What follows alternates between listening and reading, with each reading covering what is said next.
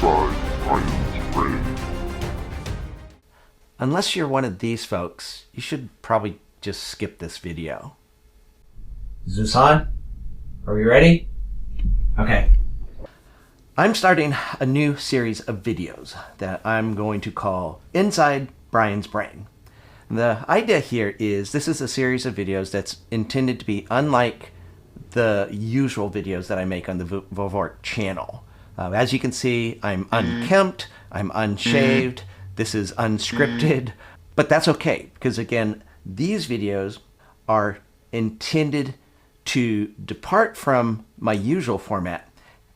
And instead of talking about technology such as ARIA automation, ARIA operations, ARIA orchestrator, and so forth, instead of talking about technologies and teaching you how to use them, the point of this video series is to give you a behind-the-scenes look at what goes on at VVork, and perhaps even more importantly, what's going on inside my brain. You may have seen within the last week or so a video that I put out on the VVork channel, and it was on the weekend, so I was just messing around. It was the Qbert video. Let me show you it real quickly here. I originally posted that video to my personal YouTube channel back in 2018, and I noticed not long ago that that video, as silly as it is the most popular video by far on my personal YouTube channel. I guess there's a demand for Qbert out there in the world. I honestly don't know why that video has gotten over 2,000 views in the last 5 years, but it did. And I was so amused by that this weekend I reposted it here on the VVork YouTube channel. The thing that really caught my attention though is that the very first day that I posted that video on my VVork YouTube channel, in one day that video got 2,700 views.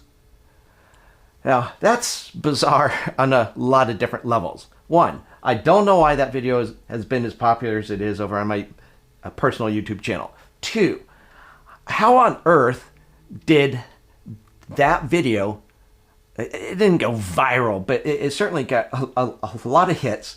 I'm ashamed to admit, a lot more hits than most of my videos get. In fact, none of my videos on the VVork YouTube channel have ever hit that many views in one day.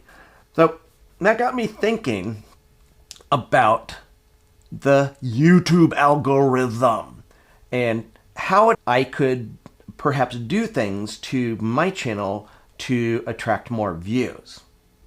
I was amused to get 2,000 views in 5 years on the personal YouTube channel, but I was flabbergasted to see the same silly Qbert video get nearly 3,000 views in just one day. Another event that happened recently had to do with when I revived the VVork YouTube channel earlier this year. Throughout 2022, I posted 0 videos. Now, there's a whole slew of reasons why. Mostly they boil down to I was burnt out in 2022. But the interesting thing is, earlier this year when I decided to revive the VVork YouTube channel and reinvest my energy in that, I happened to be looking around in YouTube Studio and found out that in that year of 0 videos, my subscriber count had grown by 700. I had been around 2,000 and now I'm topped 2,700. Now, I would like to think that that had to do with the momentum that I had built in 2019, 2020, 2021. On the other hand, it's possible that the reason why I got more subscribers is because the subscribers like it when I don't post videos. I hope it's the former, but maybe it's the latter. So without posting any videos, my subscriber count grew by hundreds. It grew by 35% with no work, no effort, no nothing on my part whatsoever. Those two events, the Qbert episode and the jump in subscriber count, both of those events really got me to start thinking, why does it seem like the number of views I get is oftentimes inversely proportional to how much work I actually put in? And again, a big part of the answer is the YouTube algorithm. The Qbert episode showed me that there's oftentimes a complete and total disconnect between the amount of work and effort I put into videos and the number of views I get. Just to, again, give you a little background feel for what goes on here at VVork.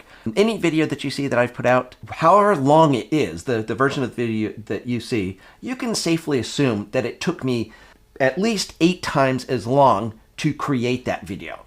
Because it takes time to prepare, it takes time to record, and oh my gosh, it takes time to edit these videos. An 8-to-1 ratio, for me anyways, is actually pretty good.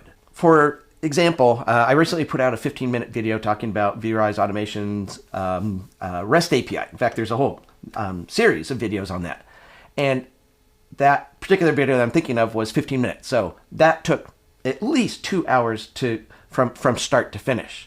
On the other hand, this Qbert video took about 2 minutes to film. Most of that was spent with me trying to explain to Mrs. VVork why she needed to wait by the railing while I ran down the escalator to go down to the tiled floor and jump around like Qbert.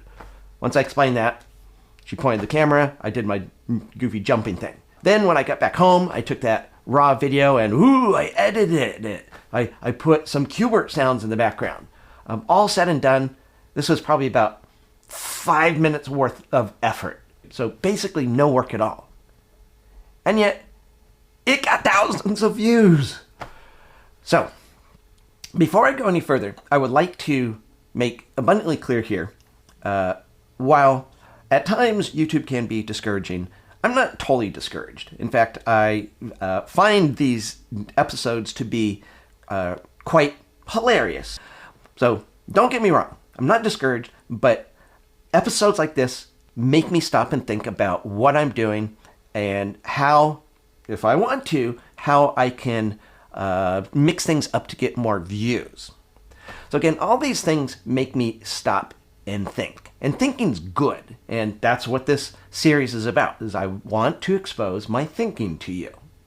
In addition to exposing my thinking in this video series, I would also really like to hear from you in the YouTube comments when I ask you questions such as the following. In your mind, what makes a YouTube channel successful? We'll answer that question on the next episode of Inside Brian's Brain.